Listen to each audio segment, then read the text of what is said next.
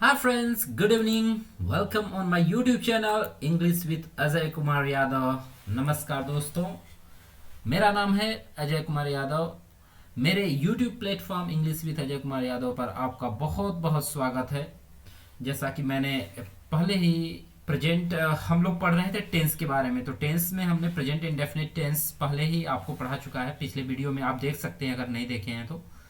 आज हमारा जो तीसरा दिन है, तीसरे दिन हम पढ़ेंगे प्रेजेंट कंटिन्यूअस टेंस। आप लोग जानते हो प्रेजेंट कंटिन्यूअस टेंस का हमारे जीवन में कितना महत्व होता है। हर समय हम कोई भी बात, जैसे कोई भी, जब हम आपस में बात करते हैं तो कैसे बोलते हैं कि हम इलाहाबाद जा रहे हैं, हम खाना खा रहे हैं। मतलब हमारी जो बोलते समय की जो एक्टिविटी है ना, वो क्या बतलाता है, इसकी पहचान हम कैसे करेंगे। जब हम बोल रहे होते हैं उस समय काम जो है क्या होता है, प्रोग्रेस में होता है। पहले कोई काम कुछ पहले से चला आ रहा है, ओके, वो अभी भी क्या है, प्रोग्रेस में है। और ये एक चीज और याद रखिएगा कि ये बहुत लंबे समय के लिए प्रोग्रेस में नहीं दिखाता है, ये short period of time, okay. जिस समय आप बात कर रहे हो, जिस समय आप बोल रहे हो, उस समय ये काम जारी है, प्रोग्रेस है, ओके। इसका डेफिनेशन हम लिखते हैं। इसकी परिभाषा कैसे लिखेंगे कि प्रेजेंट इंडेफिनिट टेंस की परिभाषा, it is used to express it is used to express action which is action which is ongoing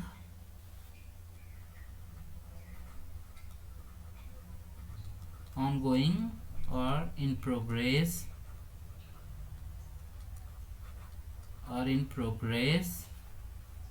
at the time of speaking, at the time of speaking, okay. जो वाक्य बोला जा रहा है उस समय इसमें क्या दिखाता है, इस सेंटेंस में, कंटिन्यूअस में, कि उस समय वो काम जारी है, ओके, प्रोग्रेस में है।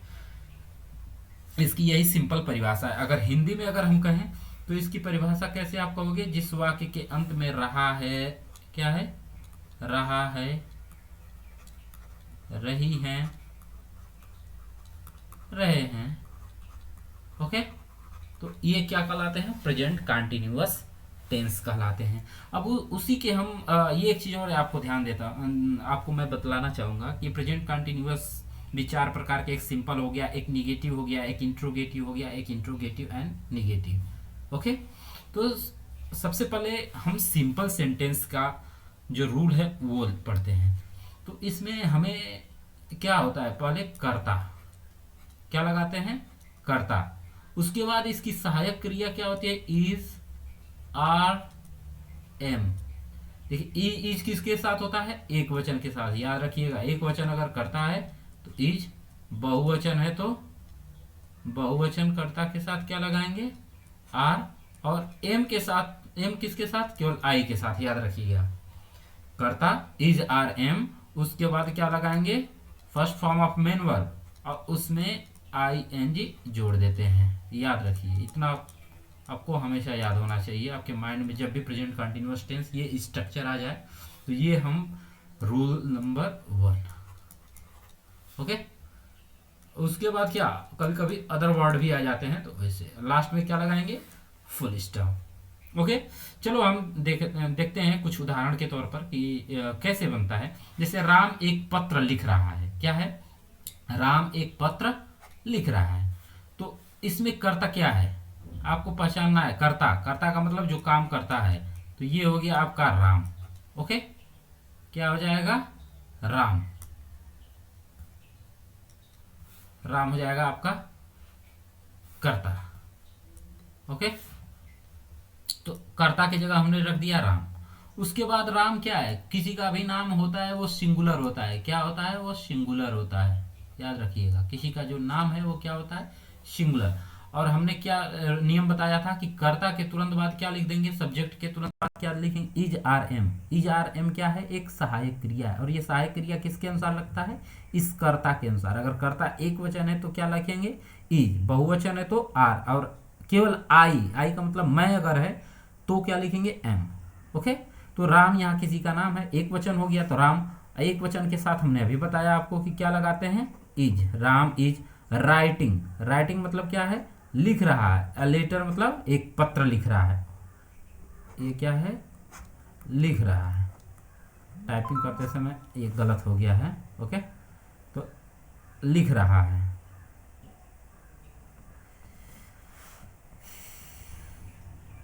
हम दूसरा पढ़ेंगे, दूसरा आप बनाते हैं कि लड़कियां स्कूल जा रही हैं।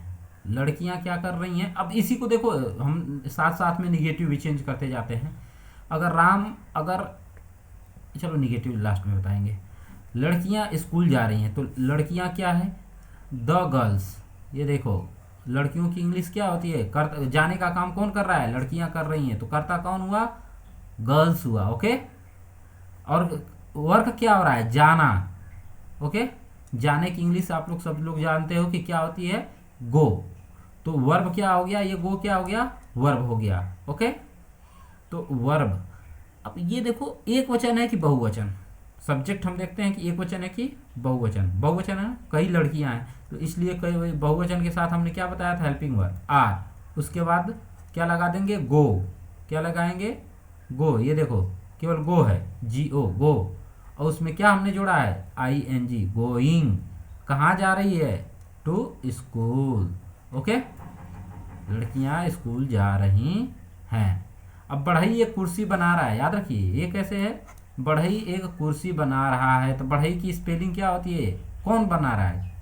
हम सबसे पहले जानेंगे कर्ता के बारे में। कर्ता कौन है, बढ़ई, क्योंकि कुर्सी बनाने का काम कौन कर रहा है, बढ़ई कर रहा है। तो बढ़ई की इंग्लिश क्या होती है, कारपेंटर। क्या बोलते हैं इसको, क्या पढ़ते हैं बच्चों, ये पढ़ते हैं कारपेंटर। तो कारपेंटर। ओके, अब देखो कारपेंटर तो एक, कई बढ़ई के बारे में तो बात कर नहीं रहा है, एक बढ़ई के बारे में बोल रहा है कि बढ़ई बना रहा है, बना रहे हैं। अगर होता तो कई बढ़ई हो जाते। ओके, ये रहा है मतलब एक आदमी के बारे में बात कर रहा है। द कारपेंटर एक वचन है तो हेल्पिंग वर्ब क्या हो जाएगा, इज। उसके बाद क्या कर रहा है, बनाने। बनाने की स्पेलिंग क्या होती है, एम ए के ई, मेक। ओके, तो मेक को क्या, आई एन जी जब लगाएंगे तो दो एक साथ क्या नहीं होगा, वाउल्स, दो वाउल्स एक साथ नहीं होंगे, तो ई को हटा देते हैं, क्या लगा देते हैं, आई एन जी, मेकिंग। और क्या बना रहा है, ऑब्जेक्ट हमारा क्या है, अ चेयर, एक चेयर बना रहा है, याद रखना, एक चेयर। ओके, अब हम यही फिर तीसरा उदाहरण के तौर पे देखो, वह मैदान में दौड़ रहा है। इसमें आप पहचानो करता कौन है, हमें पहचान करनी है, क्योंकि देखो ये क्या है, मेन है word structure, arrangement of the word, arrangement of word. शब्दों का हम सही क्रम में जब रखते हैं, शब्दों को जब सही क्रम में रखते हैं तभी उसका सही अर्थ निकलता है। और ये अरेंजमेंट हमारा होना बहुत जरूरी है। अरेंजमेंट के लिए मैंने ऊपर बता ही दिया है कि सबसे पहले कभी भी ऐसा जो सिंपल सेंटेंस है, कोई भी किसी भी टेंस का सिंपल सेंटेंस में सबसे पहले क्या लिखेंगे, सब्जेक्ट लिखेंगे। ओके, सबसे पहले सिंपल सेंटेंस में क्या लिखते हैं, सब्जेक्ट लिखते हैं। उसके बाद helping verb H we, H we present continuous की क्या हो जाएगी, इज, आर, एम। ओके, उसके बाद वर्ब में क्या कर देंगे, आई एन जी। वर्ब के फर्स्ट फॉर्म, पहले मुख्य क्रिया का प्रथम रूप लिखेंगे तब I N G, second form third form नहीं लगाते हैं। और उसके बाद तब ऑब्जेक्ट, ये आप लोगों को बता ही चुके हैं। तो अब देखो हम सब्जेक्ट खोजेंगे। सब्जेक्ट इसमें कौन है, दौड़ने का काम कौन कर रहा है, वह की इंग्लिश क्या होती है, रही। अगर होता तो सी हो जाता, और ये वह रहा है, रहा का मतलब लड़के को बता रहा है, ठीक ना। तो ये ही हो जाएगा, वह के लिए, लड़के के लिए क्या लगाते हैं, ही। अगर लड़की होती तो क्या होता, सी। ही एक वचन है, आप लोग जानते हैं ना, एक वचन बहुवचन में तो कोई कंफ्यूजन नहीं है। ही, सी, इट या किसी का नाम हुआ तो वो एक वचन होता है। यू, दे, वी, ये जो है बहुवचन है। या कई लोग एक साथ, ऐसे वर्ड जो कई लोगों को डिनोट कर रहा हो तो वो बहुवचन होता है। तो ही इज रनिंग, क्या कर रहा है भाई, रनिंग कर रहा है। Run, run, R U N, run मैंने दौड़ना, उसमें फिर क्या कर रहे हैं, रनिंग। इन द फील्ड, कहाँ दौड़ रहा है, इन द फील्ड, ओके, ये ऑब्जेक्ट हो गया आपका, इन द फील्ड, मैदान में दौड़ रहा है तो इसलिए इन द फील्ड। लड़के फुटबॉल का मैच खेल रहे हैं। अब देखो कौन फुटबॉल खेल रहा है, लड़के, एक लड़का नहीं खेल रहा है, कितने लड़के, बहुत से लड़के खेल रहे हैं। तो लड़के सब्जेक्ट क्या हो जाएगा, ये क्या है, लड़के, लड़के है क्या, सब्जेक्ट है, सब्जेक्ट का मतलब करता है, क्यों, क्योंकि ये लड़के सभी तो खेल रहे हैं क्रिकेट, कोई दूसरा तो खेल नहीं रहा है। तो सबसे पहले हम क्या लगाते हैं, ये आप देख ही लिए हो कि सबसे पहले हम लगा देते हैं आपका सब्जेक्ट, ओके। तो सब्जेक्ट क्या है आपका, बॉयज, ओके, लड़के, लड़के की इंग्लिश क्या होती है, बॉयज, द बॉयज। अब ये एक वचन है बहुवचन, बहुवचन, तो बहुवचन है तो क्या लगाएंगे, आर। अब देखो केवल प्ले होता है, किसका, अब क्रिया का फर्स्ट फॉर्म लगाते हैं ना, ये यहाँ पे देखो, यहाँ पूछो तो क्रिया का फर्स्ट फॉर्म क्या होता है, केवल प्ले, PLAY, लेकिन ING हम जोड़ते ही हैं, प्रेजेंट कंटिन्यूअस टेंस में ING जोड़ते हैं प्रेजेंट कंटिन्यूअस में, तो ये हो जाएगा अब फुटबॉल मैच, क्या खेल रहा है, अब फुटबॉल मैच, ओके। मैं एक गाना गा रहा हूँ, I am singing a song। देखो मैं क्या है इसमें, मैं क्या है, गाना कौन गा रहा है, मैं गा रहा हूँ ना, तो मैं एक कर्ता कौन हुआ, मैं हो गया, कर्ता कौन हो गया, मैं हुआ। कर्ता अगर कर्ता का मतलब सब्जेक्ट, तो सबसे पहले हम लगाते क्या है, सब्जेक्ट को ही लिखते हैं ना बाबू। देखो तो आई, ये क्या है, आई एक वचन, सॉरी ये हो गया आपका कर्ता। अब आई एक ऐसा कंटिन्यूअस टेंस में आई एक ऐसा वर्ड है जिसके साथ हम एम लगाते हैं, ऐसा कोई दूसरा वर्ड नहीं है जिसके साथ हम लगाते हैं। आई जब भी आए तो उसके साथ कंटिन्यूअस में एम ही लगाते हैं। अब फिर उसके बाद सिंग मैंने होता है गाना, गाने की जो क्रिया है, ठीक, उसमें ING जोड़ देंगे, सिंगिंग। उसके बाद क्या लगाएंगे, अ सॉन्ग, क्या गा रहा है भाई, उसका ऑब्जेक्ट क्या है, जिस चीज़ के बारे में बताया जाए वो ऑब्जेक्ट होता है। तो एक सॉन्ग के बारे में बताया जा रहा है कि एक सॉन्ग जो है किसके द्वारा गाया जा रहा है, मैं के द्वारा, तो मैं एक गाना गा रहा हूँ, ओके। अब इसी में हम निगेटिव सेंटेंस के बारे में पढ़ेंगे, okay. Negative sentence, negative sentence कैसे, निगेटिव का मतलब नकारात्मक वाक्य, ओके। कोई भी होगा, मतलब ये कह रहा होगा कि वर्तमान में वो काम नहीं हो रहा है, जिस चीज़ के बारे में एक्सप्लेन करेगा वो काम उस समय वर्तमान में बोलते समय हो नहीं रहा है। जैसे मैं मुंबई नहीं जा रहा हूँ, ओके, मैं मुंबई नहीं जा रहा हूँ, तो ये क्या होता है, मुंबई नहीं जा रहा हूँ। ये इसी से हमें पता चलता है कि निगेटिव है। जब भी निगेटिव आए तो rule number 2, okay, rule number 2, इसका क्या कैसे लिखते हैं, सबसे पहले हम लिखते हैं सब्जेक्ट, सेम रहेगा वो, याद रखना। अगर कर्ता एक वचन है तो इस, बहुवचन है तो आर, और केवल आई के साथ एम, ओके। उसके बाद क्या कर देंगे, सभी के साथ नॉट, जो भी होगा इसमें याद रखना ये नॉट का प्रयोग किया जाएगा। उसके बाद क्या करेंगे, सेम पहले जैसे वर्ब में ING, उसके बाद क्या कर देंगे ऑब्जेक्ट, उसके बाद क्या कर देंगे अन्य कोई शब्द है तब, लास्ट में फुल स्टॉप, ओके। तो मैं क्या कर रहा हूँ, मुंबई नहीं जा रहा हूँ। तो देखो इसमें मैं जाने का कर्ता कौन है, पहले हमें कर्ता क्रिया कर्म की पहचान होनी चाहिए बच्चों, याद रखना। तो कर्ता इसमें कौन है, मैं है, कर्ता कौन है, मैं।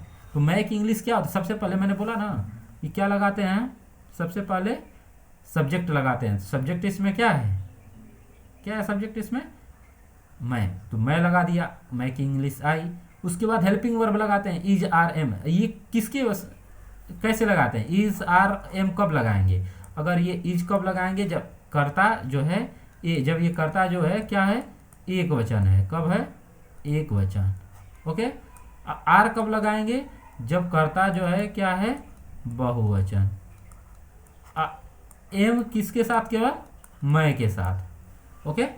उसके बाद नॉट, तो देखो आई एम हो गया, आई के साथ आई है तो इसके साथ क्या लगा देंगे, एम। उसके बाद निगेटिव है ना, तो निगेटिव के साथ क्या लगा देंगे, यहाँ नॉट जोड़ देंगे। फिर बाकी सेम चीज़ें, गोइंग, क्रिया लिखेंगे, क्रिया इसमें क्या है, जा रहा है, जाने की इंग्लिश गो, उसमें फिर ING जोड़ देते हैं, गोइंग टू मुंबई। कहाँ जा रहे हो भाई, मैंने आपको पहले भी बताया कि जब कहीं जाकर हम जुड़ते हैं तो वहाँ पे किसका प्रयोग, कौन सा इन्फिनेटिव का प्रयोग होता है, टू इन्फिनेटिव का प्रयोग होता है, ओके। टू इन्फिनिटी का प्रयोग कब हम करते हैं, जब किसी चीज़ से हमें जाकर जुड़ना होता है। तो जब मान लो मुंबई जा रहे हैं तो मुंबई से हम जुड़ रहे हैं ना, वहाँ से अलग तो हो नहीं रहे, वहाँ से डिपार्ट तो हो नहीं रही। अगर कहीं से अलग होते हैं तो उसके लिए फ्रॉम का प्रयोग करते हैं। जुड़ने के लिए टू, जुड़ने के लिए टू, और अलग होने के लिए किसका प्रयोग करते हैं, अलग, अलग होने पर किसका प्रयोग करते हैं, फ्रॉम। जैसे मैं मुंबई से आ रहा हूं तो I am coming from Mumbai. Okay, from Mumbai, to Mumbai मत करना। ये सोच लो कि नहीं यार पिछले में तो मुंबई के साथ टू था तो इसमें भी लगा देते, ऐसे नहीं, क्योंकि अब पहले जाकर जुड़ रहे थे, लेकिन जब आ रहे हैं वहां से तो वहां से अलग हो रहे हैं तो वहां फ्रॉम का प्रयोग करते हैं। वह अपनी गुड़िया नहीं, वह अपनी गुड़िया से नहीं खेल रही है। तो देखो वह यहाँ पे हमने एक पहले बताया था आपको, क्या बताया था बच्चों, कि वह हमें कंफ्यूज नहीं होना है। सबसे पहले हमें यहाँ पे रहा है कि रही है, ये पहचान, यही हमको बताएगा कि ये लड़की है कि लड़का। तो रही है मतलब किसी लड़की के लिए ही रही है बोला जाता है ना, तो रही है तो ये इसका मतलब कि वह एक लड़की है। वह लड़की के लिए वह की इंग्लिश क्या होती है, सी। कर्ता हमारा क्या हो गया, सब्जेक्ट क्या हो गया बच्चों, है सब्जेक्ट हो गया सी। अब सब्जेक्ट अगर एक वचन है तो क्या लगाते हैं, इज। तो सी एक वचन ही है तो इज लगा दिए। उसके बाद क्या लगाएंगे, तुरंत बाद नेगेटिव सेंटेंस है ना, देखो सेंटेंस में एकदम ध्यान से देना है कि क्या क्या है या क्या नहीं है। तो नॉट है, नहीं है तो नॉट लगा देंगे। फिर उसके बाद क्रिया का प्रथम रूप प्ले। ओके, क्रिया का प्रथम रूप प्ले, मैंने बोला था ना, subject plus helping verb plus मुख्य मेन वर्ब, मेन वर्ब का फर्स्ट फॉर्म, और उसके बाद आईएनजी। तो मेन वर्ब इसमें क्या है, प्ले, खेलने का ही काम हो रहा है ना, उसमें आईएनजी जोड़ देंगे, playing with her doll. With her doll मतलब अपने गुड़िया के साथ। ओके, उम्मीद है कि आप लोग समझ रहे होंगे अच्छे तरीके से। अब जैसे मैं कहूँ कि गाय घास नहीं चर रही है, तो इसमें गाय क्या है, एक ही गाय नहीं चल रही है तो बहुवचन होता, लेकिन केवल एक गाय का मतलब गाय नहीं चल रही, मतलब किसी एक स्पेसिफिक गाय को बताया गया है। तो द काऊ क्या हो जाएगा, द काऊ एक वचन हो गया तो इज, और निगेटिव है ये है तो नॉट। ग्रेज मने होता है चरना, और उसमें आईएनजी जोड़ देंगे तो ग्रेजिंग। देखो ग्रेज, GRAZD, ग्रेज, ग्रेज मने चरना। और जब भी हम आईएनजी लगाते हैं तो लास्ट का ई को हटा देते हैं। ओके, तो ग्रेजिंग ग्रास, ग्रास मतलब घास। वे लोग बाजार नहीं जा रहे हैं, ये बहुत सिंपल सेंटेंस है।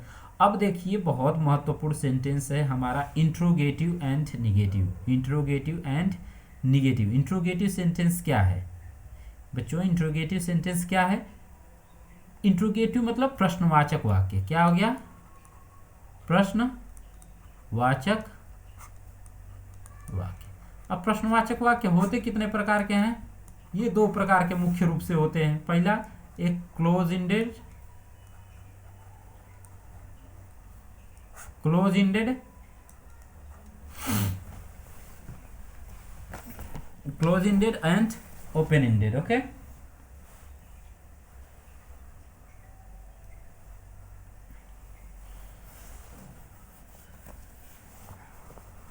Sorry, close ended and open ended, close ended and open ended, ये बहुत इंपॉर्टेंट है। ओके, और इसमें थोड़ी सी यहीं पे लोग कंफ्यूज हो जाते हैं। क्लोज इंडेड में क्या होता है, क्लोज इंडेड में जैसे उसमें उत्तर, इसमें जो है उत्तर, इसमें जो है हम उत्तर को, प्रश्न का जो उत्तर है हाँ या ना में देते हैं। किस में देते हैं, हाँ या ना, हाँ या नहीं या ना, ठीक ना, हाँ या नो में देते हैं, एस या नो में देते हैं। इसमें क्या है, उसका हमें कारण बताना पड़ता है। क्या करना पड़ता है पूरा, जब हम ओपन इंडेड में बात करते हैं तो ओपन इंडेड में क्या होता है, हमें एग्जाम्पल के साथ